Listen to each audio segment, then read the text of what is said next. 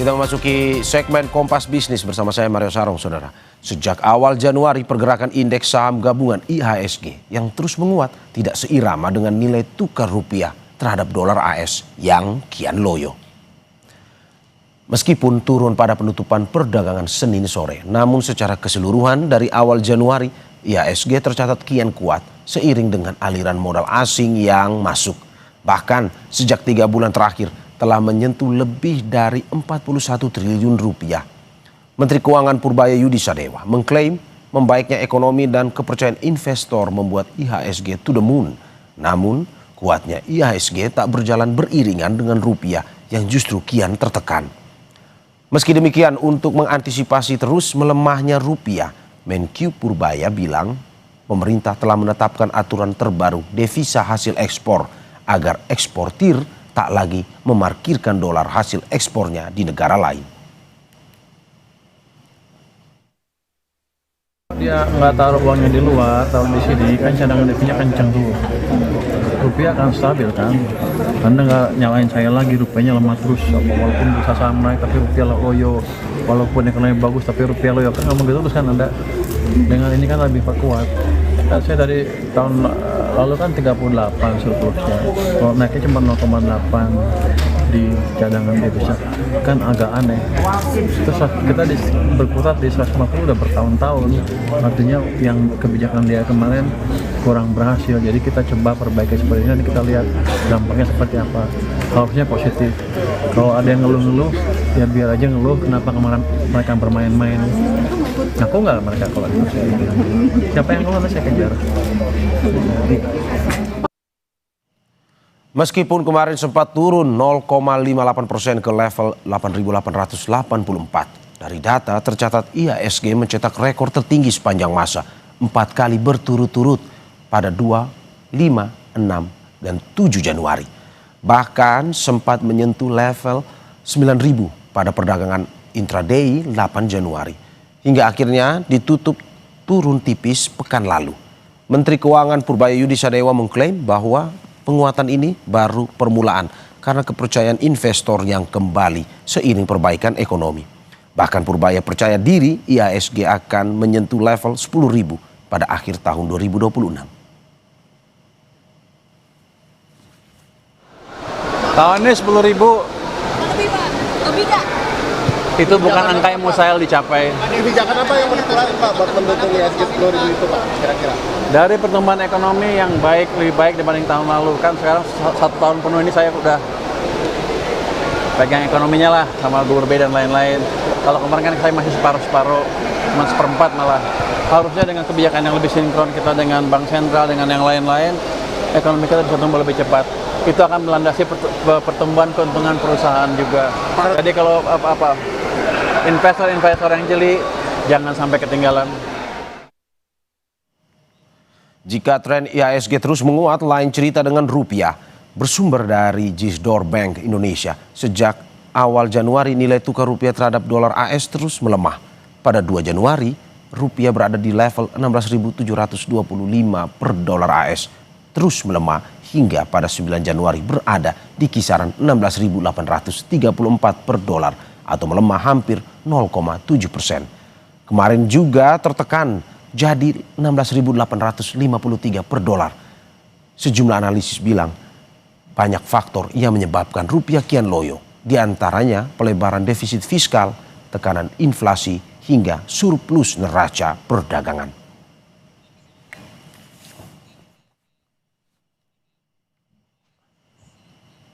Untuk lebih jelas mengapa rupiah bisa loyo pada awal Januari ini dan apa yang perlu dilakukan pemerintah agar tren melemahnya rupiah tidak terus berlanjut, kita langsung bahas bersama ekonom dan guru besar Fakultas Ekonomi dan Bisnis Universitas Indonesia, Telisa Aulia Valianti. Selamat pagi, Prof.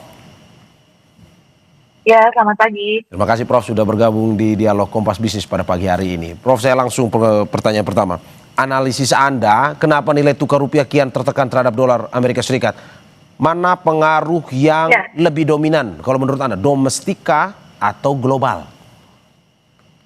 Lebih banyak faktor global pastinya ya, karena ketidakpastian global itu meningkat dari indikator Geopolitical Uncertainty Index itu mengalami peningkatan karena kita tahu ada di awal tahun kan ada kejadian invasi Amerika ke Venezuela ya, kemudian AS juga menarik diri dari berbagai lembaga internasional. Itu telah menimbulkan kekhawatiran investor sehingga investor menaruh dananya di emas dan dolar. Nah, penguatan emas dan dolar ini menyebabkan tekanan kepada rupiah pastinya. Jadi di XY menguat ya sebagai dolar indeks mengalami penguatan. Terus kemarin juga akhir Desember kan Amerika juga baru rilis data di mana data ekonomi Amerika tuh cukup menguat sehingga biasanya kalau Amerika menguat kan capital inflow ke Amerika. Nah, itu juga menimbulkan tekanan kepada rupiah juga gitu. Jadi karena semua cenderung ke dolar itu gitu. Jadi itulah penyebab dan jadi lebih banyak faktor eksternal sih kalau yang kami lihat di sini. Karena kalau faktor domestik kan justru malah berhasil tadi menarik IHSG kan.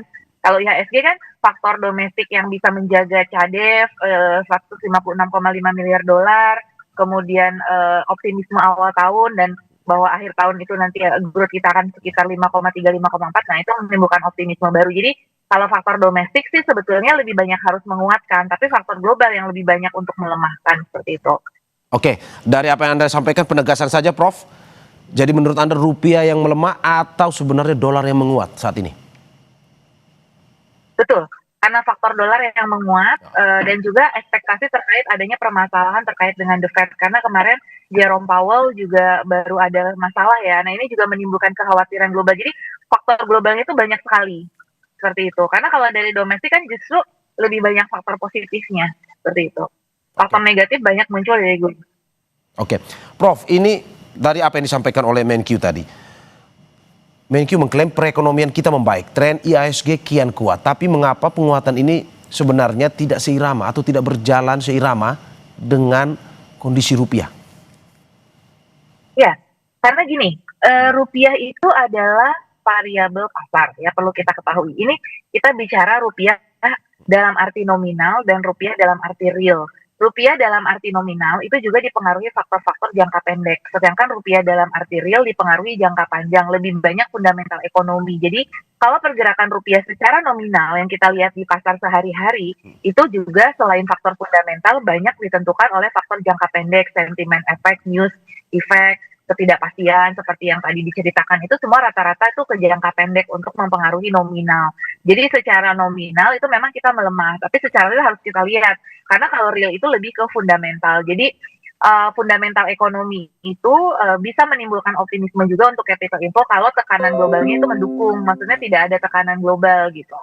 Positif faktornya itu lebih dominan. Nah, kalau sekarang kan lebih banyak negatif faktor yang di sisi sentimen dan di sisi pasar sehingga lebih menekan kepada rupiah di sisi nominal seperti itu. Jadi sekarang yang melemah memang kecenderungannya rupiah secara nominal. Nah, secara real harus kita cek lagi ya data rupiah secara real itu fundamental dari ekonomi kita. Nah, itu biasanya in the medium terms. Nah, jadi in the short term kalau fundamental kita bagus, kita bisa menarik lagi capital inflow ke domestik. Nah, dalam jangka panjang apabila tekanan globalnya sudah mereda, nah seharusnya faktor positifnya nanti akan lebih dominan sehingga nanti rupiah bisa kembali menguat kembali ke level yang realnya itu tadi yang dalam jangka panjangnya seperti itu. Jadi kita berfluktuasi si nominal tuh di di keseimbangan realnya itu, keseimbangan nilai tukar yang real itu. Nah, yang lebih banyak fundamental ekonomi itu memang lebih banyak mempengaruhi realnya gitu dibandingkan dengan yang nominal lebih banyak ditentukan oleh faktor-faktor seperti sentimen pasar, faktor berita, faktor menguatnya dolar seperti itu.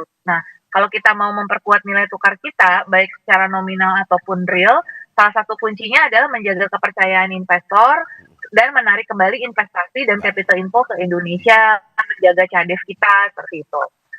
Oke, Prof. Tapi seberapa besar sebenarnya pengaruh pelebaran defisit fiskal ini terhadap pelemahan rupiah? Ya, memang ada berita terkait dengan pelebaran defisit ya. Tadi memang dari domestik ada positif dominannya, tapi ada yang negatifnya juga ya. Nah, negatifnya memang kekhawatirannya di sisi defisit fiskal, benar sekali. Nah, adanya defisit fiskal ini menimbulkan kekhawatiran mungkin investor jadi cenderung belum terlalu masif gitu ya capital inflow-nya, walaupun sudah ke saham iya, tapi mungkin ke obligasi masih wait and see karena masih melihat apakah Indonesia mampu tahun ini 2026 menekan defisit yang kemarin sudah 2,92 gitu.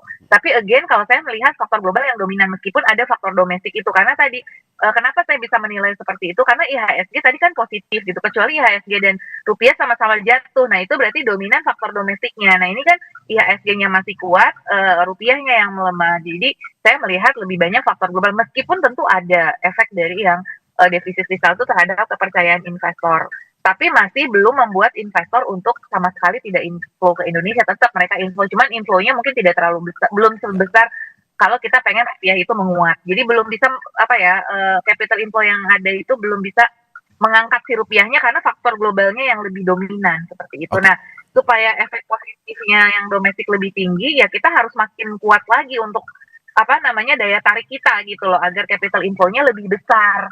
Nah, isu yang harus kita tangkap itu memang pelebaran defisit ini di 2026 gimana. Tapi saya cukup optimis lihat Cortex ya. Dari sisi Cortex seharusnya pendapatan pajak kita itu naik sehingga ya kalau pengeluaran bisa kita kontrol itu harapannya defisit 2026 bisa membaik sih. Jangan 2,92 gitu ya. Karena harapannya ada perbaikan di sisi penerimaan pajaknya karena Cortex ini sudah berjalan.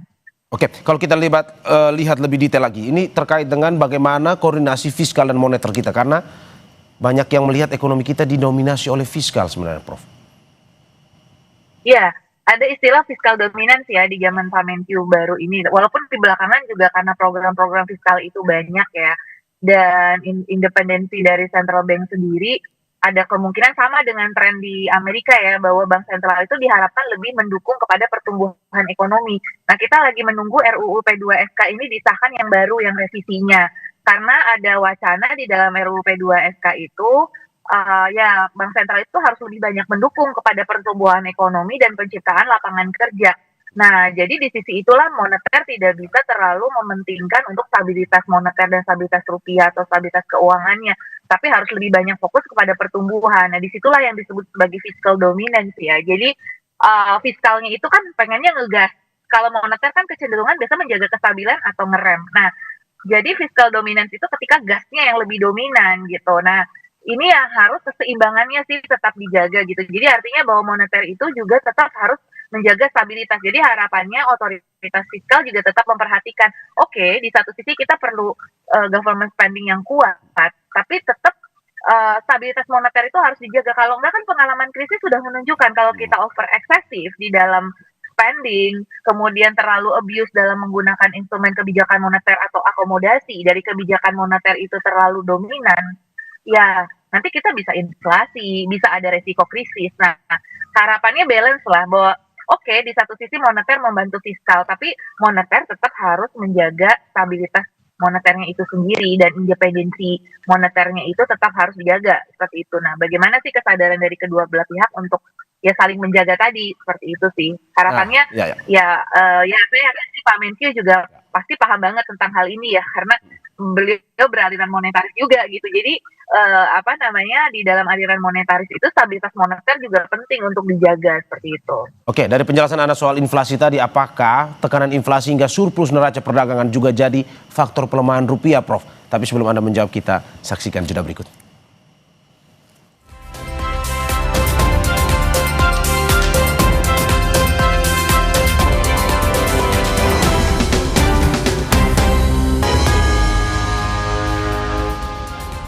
Terima kasih masih di Kompas Bisnis bersama saya Mario Sarong dan narasumber saya Guru Besar Fakultas Ekonomi dan Bisnis Universitas Indonesia Telisa Aulia Valianti. Prof, kita lanjutkan Prof terkait dengan inflasi yang tadi Anda sudah jelaskan. Hingga saat ini apakah tekanan inflasi hingga surplus neraca perdagangan juga jadi faktor pelemahan rupiah kalau menurut Anda?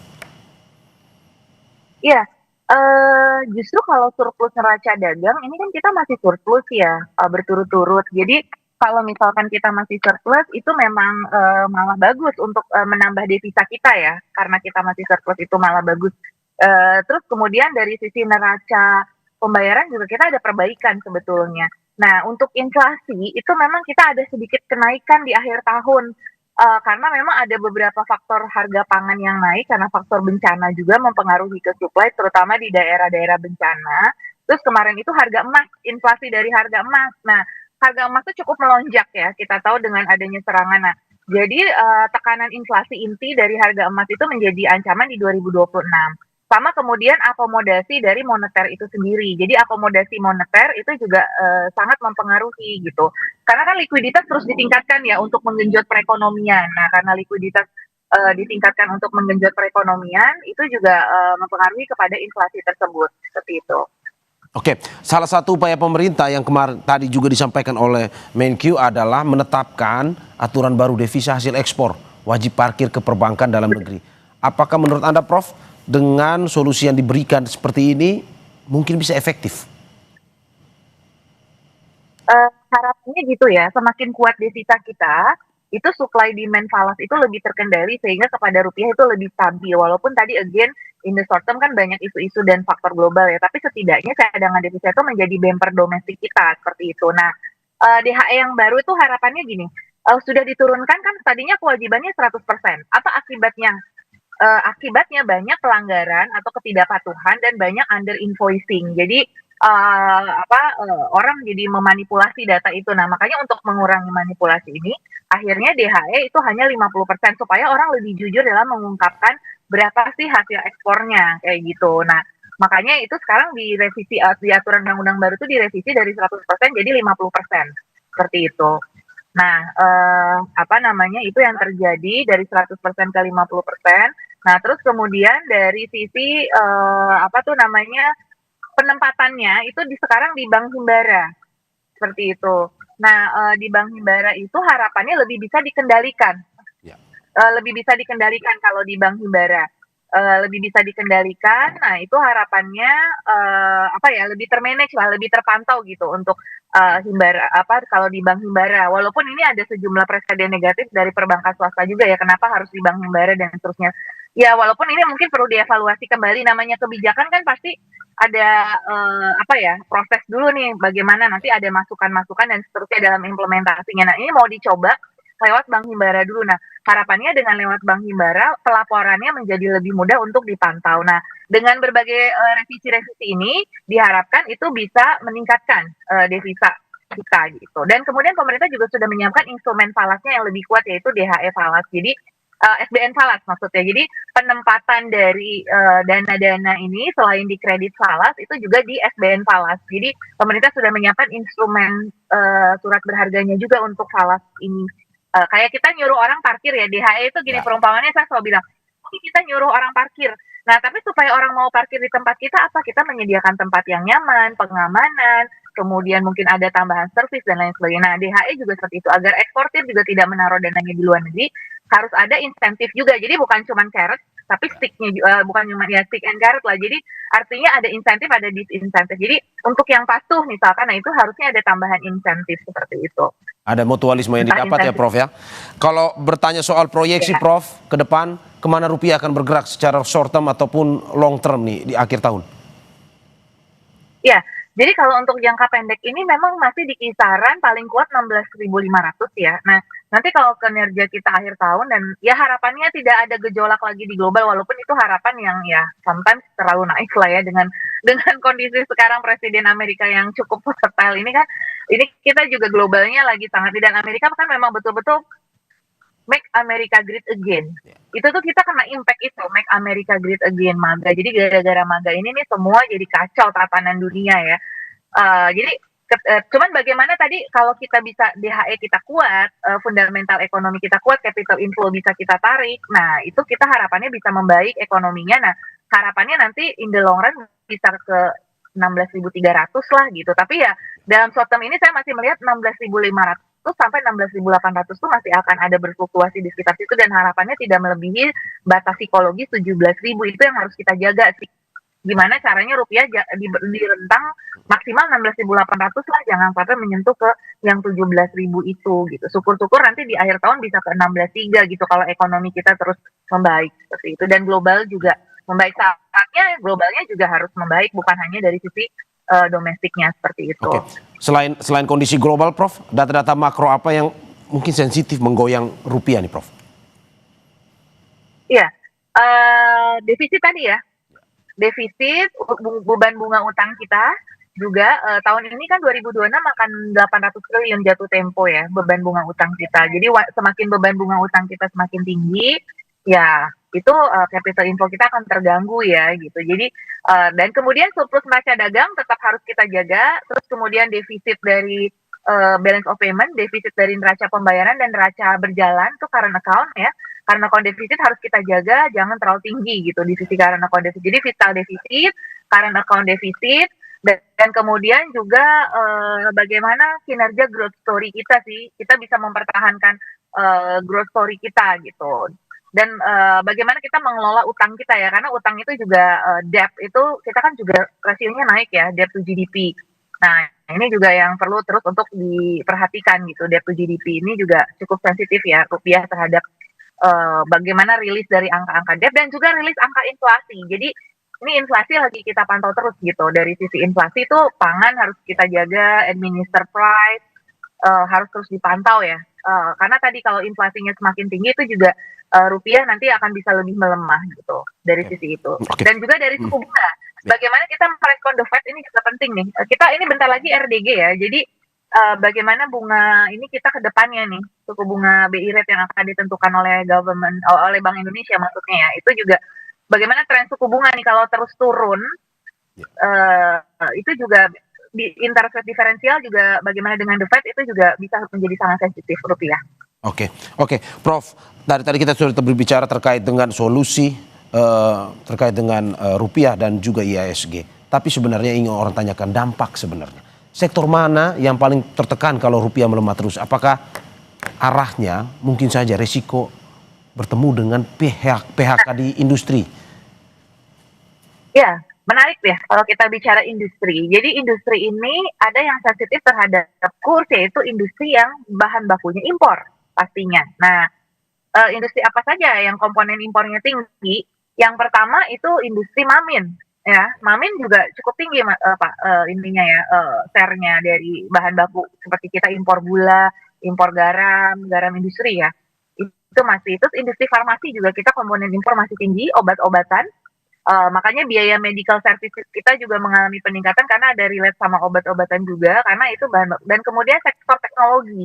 Teknologi itu high content impor nih. Apalagi sekarang seperti semiconductor chip untuk handphone, laptop dan sebagainya itu juga sedang langka ya, ditambah dengan adanya depresiasi rupiah. Biasanya sensitif sekali nih industri-industri yang manufaktur yang berbasiskan high tech ini, impor kontennya tinggi. Nah itulah farmasi juga tadi ya, itu yang komponen impornya juga masih tinggi, dan juga tadi industri mamin itu juga yang komponen impornya juga masih tinggi. Otomotif, TKDN sudah mulai meningkat sih di otomotif ya, tapi ada juga beberapa yang komponennya dari impor. Nah itu juga yang perlu diwaspadai ya, industri otomotif. Ini kan juga salah satu tulang punggung dari industri kita juga gitu ya, untuk otomotif ini. Jadi industri-industri ini cukup sensitif biasanya. Elastisitasnya atau responsivitasnya terhadap kurs itu cukup tinggi seperti itu ya. Itu tadi yang again yang balik lagi secara namanya kita lihat yang impor kontennya itu tinggi gitu, komponen impornya.